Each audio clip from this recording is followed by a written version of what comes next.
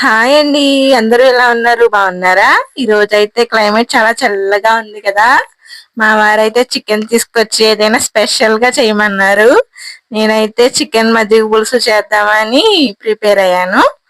So ముందుగా chicken అయితే ఇలా కడిగి పెట్టుకున్నాను. ఆనియన్స్ కట్ చేసుకున్నాను, టమాటోస్, అల్లం వెల్లుల్లి పేస్ట్, మసాలా, పచ్చిమిర్చి. సో ఈ ప్రాసెస్ లోకి వెళ్ళిపోదాం. వెల్కమ్ టు అవర్ విలేజ్ అత్త కోడళ్ళు. ముందుగా స్టవ్ ఆన్ చేసుకుని ఆయిల్ వేసుకుని ఆనియన్స్, పచ్చిమిర్చి, కరివేపాకు, సాల్ట్, పసుపు వేసుకుని బాగా మగ్గించాలి. బాగా మగ్గిన తర్వాత చికెన్ వేసుకుని అల్లం వెల్లుల్లి పేస్ట్ వేసుకుని బాగా మగ్గనివ్వాలి. మగ్గిన తర్వాత వేరొక బౌల్లో పెరుగు తీసుకుని బాగా బ్లెండ్ చేసుకోవాలి. బ్లెండ్ చేసుకున్న తర్వాత దాంట్లో కొంచెం పసుపు వేసుకుని మళ్ళీ బ్లెండ్ చేసుకుని ఇప్పుడు చికెన్ ఉడికిందో లేదో చూసుకుని టమాటాలు వేసుకుని బాగా మగ్గనివ్వాలి. బాగా మగ్గించిన తర్వాత కొంచెం మసాలా వేసుకుని ఒకసేపు మూత పెట్టేసి ఉండించాలి. పక్కన తాలింపు వేసుకుని పెరిగిని తాలింపు వేసుకోవాలి.